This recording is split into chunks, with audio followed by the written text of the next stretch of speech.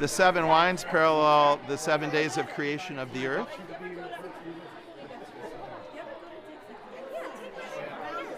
Right, and the box here is opposite our heart, and it's on our arm, which also engages us in our actions in the world, in daily life.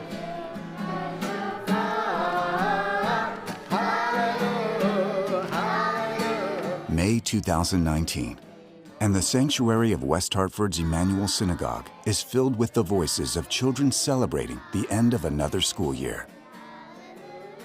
They are a link and a reminder of generations past, when Jewish children in Hartford went to religious school at the Emanuel's former home on Woodland Street. I loved Emanuel Religious School, and I was blessed with wonderful teachers, wonderful friends, and I loved not only the classes, but I loved being in synagogue, where we really did learn the service.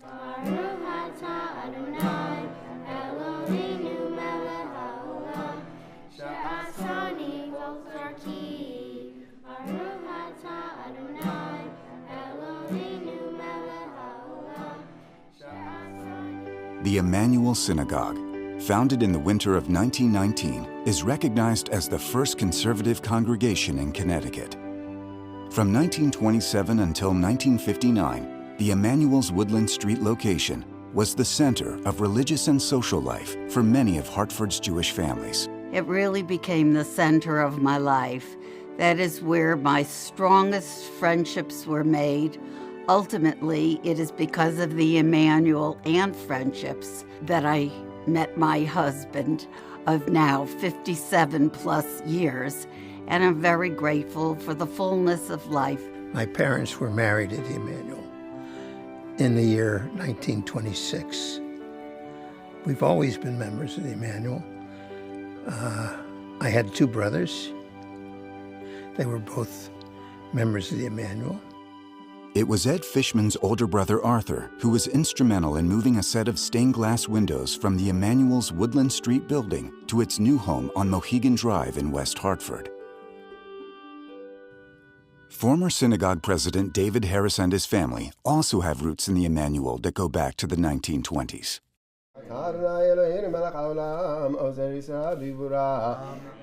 He remembers when women could not be counted for a minyan, and young girls could only be bat mitzvahed on Friday night. If you had said to me in 1953 when I was bar mitzvahed that women would be counted for the minyan, or that they would read on a Saturday morning from the Torah, or that there would be members of other colors or other beliefs, I wouldn't have been able to figure that out. But it happened, and I think we're better for it. So much of who we are at the Emanuel Synagogue, we're standing on the shoulders of great people who came before us. Those great people include the Emanuel's renowned cantor Arthur Corrett, who joined the clergy in 1949, and prominent Rabbi Morris Silverman, who arrived in 1922. Rabbi Silverman, of blessed memory, had a very important position within the community. He believed very strongly in the civil rights of every citizen, and he worked very, very hard. The leaders at that time established a religious expression that helped to cultivate healthy self-respect in people who 6 days of the week might not always be getting that respect from outside, but they could come and listen to the rabbi and have a beautiful prayer book and gorgeous music and understand that they were somebody too. And they were part of this and had a rightful place in this society and in the world. And be proud of how they worship. To compare and contrast between what Jacob says when he dies to his sons and what David Small has been the Emanuel's rabbi since 2002. Today, he leads a synagogue community of 1,450 individuals. My approach to Judaism and to spiritual life, that it starts with kindness, it starts with recognizing the divine image in each person in front of you. The people ready for that message, they believe it, and they practice it. Elisa Graber-Lipperman, who served as president from 2017 through June of 2019, experienced that kindness when she was diagnosed with breast cancer in 2016. The congregation, the support I received was just so amazing, and I'm so grateful to everyone. Congregants brought me meals. I was brought blankets that were put together by our Chesed committee, and people just appeared at my doorstep with soup, and everyone checked in, and just the calls, the texts, the emails, just the outpouring of support, the flowers. It was just, it was so meaningful, and just really affirmed for me our decision to be members of this congregation. We help people in many ways, and that's what the synagogue is all about, to help people. And when we help, we are blessed by the Almighty. And this synagogue is blessed because there are so many people who are here doing whatever they can to help others. I lost my wife last year. She had been ill for some time, and when we knew she wasn't going to make it, both Rabbi Small and Rabbi Lazowski just were present in our lives in a very, very big way. And then the entire community came out. The whole congregation was at the funeral, at my house for Shiva, and then in the weeks and months after that at Minyan, there was no place in this world other than the Emanuel that I felt comfortable going through a very difficult loss.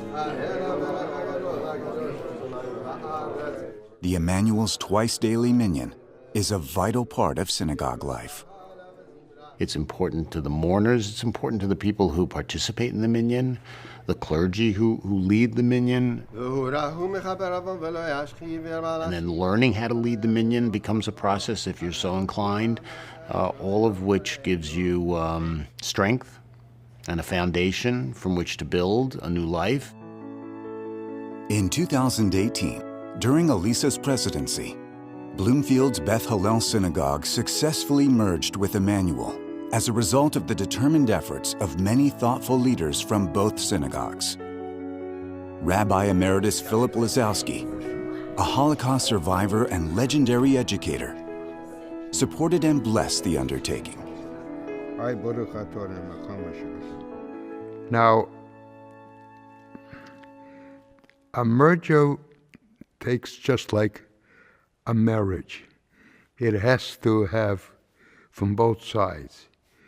It didn't work out in the beginning so well, but a little persuasion and so on, thank God, was accomplished, the merger. I belonged to Beth Hillel originally, and we made our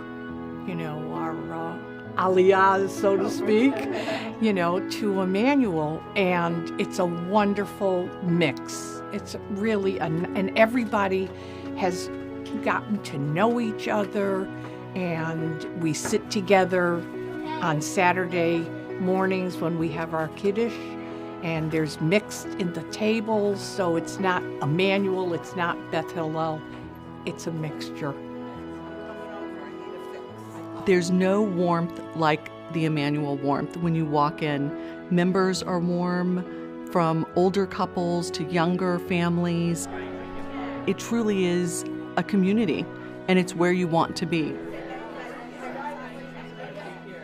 Our children really feel very much at home here. They have a lot of friends that are in part of the shul as well. A lot of the older members know them and have watched them grown up. Every Saturday, somebody comes up to us and says, like, oh my goodness, they're so big, they're so cute, we love seeing them. So we really have this warm and welcome home feeling here. That welcome home feeling extends to congregants of all abilities. Inclusion is a core principle at the Emanuel. One thing I was really proud of, there was a family that didn't think that their son could have a bar mitzvah. because he didn't have speech. And when I said to them, you know, your son's bar mitzvah should be coming up soon, they looked at me like I'd been in the sun too long. They said, well, Rabbi, he doesn't say anything. I said, yeah, but can he wear a prayer shawl? Can he wear a kippah? Can he be in synagogue? That's where his bar mitzvah lessons start. Bring him to the synagogue for 5 minutes at the start, and then next week, 10 minutes. He had a wonderful bar mitzvah. His brother read Torah, his parents said the blessings. He wore his prayer shawl, he wore his kippah, and he stood tall, and he was smiling from ear to ear. It's for everybody. The synagogue is for everyone. In 2012, the Emanuel's leadership created a religious Bill of Rights that guarantees access and complete participation to everyone. When we joined 17 years ago and Rabbi Small welcomed me, when I remarried, I divorced and remarried, he supported me through that. But when I told him that I was marrying a woman, again, Rabbi Small did not miss a beat, and neither did anyone else. It was amazing. People were very excited for me. We had a very traditional Jewish wedding in the main sanctuary under the synagogue's chuppah, and it was beautiful. It was everything I had wanted and my wife wanted, and we feel very welcome here. A long-held tradition at the Emanuel is its commitment to community, to engagement, and to encouraging all members of the synagogue to contribute in any way they can. Everyone works so hard to just make sure that everything works, that everyone feels valued, that we engage our members. And as president, you see our volunteers just so dedicated to what they're doing.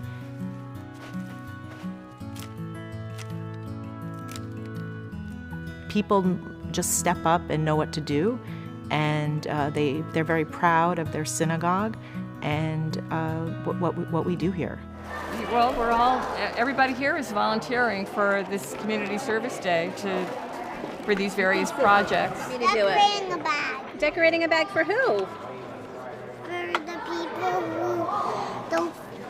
who feel sick in the hospital. For the people that feel sick in the hospital. There's socks, and they have some decorations on them. And then we had to make cards that I said feel better soon. And then we also put joke books in them. It makes me feel proud that I'm actually helping people, and it also makes me feel thankful that we have all this stuff.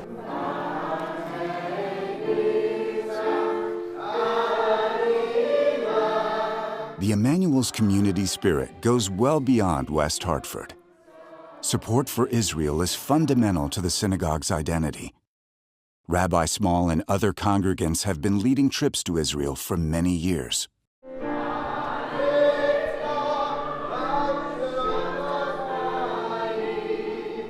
In this centennial year, members of the Emanuel are reflecting on the past and thinking about the future of their historic synagogue. I think a lot about the 100 years of leaders who preceded me. It inspires me to reach high, to be a leader, to help our congregation navigate the challenges and the opportunities that we will face. And being in this moment, this 100-year marking moment, is awe-inspiring. Looking forward in the future, I'd love to see the continued growth of the shul. I'd love to see all the children just bringing this place to life, and I just want to see that continue.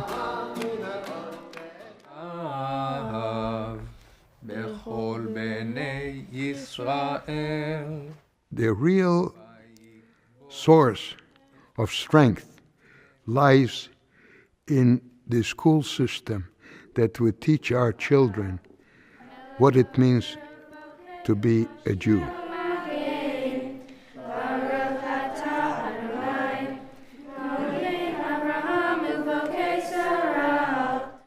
We have to teach our children and our grandchildren to be able to swim against the stream.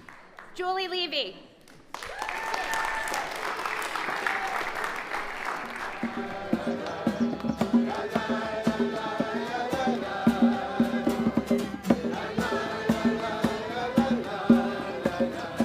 try and make the synagogue a place where you don't have to all think the same. But I saw this nature program years ago, and they put infrared cameras around this waterhole in the Serengeti during the dry season. And in the middle of the night, all the different animals that chase each other during the day, they all came quietly and all were drinking peacefully at the same waterhole.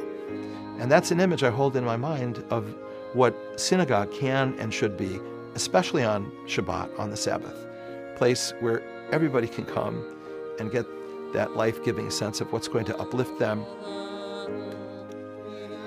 recharge their energies, get them in touch with their best self, and maybe feel God's presence.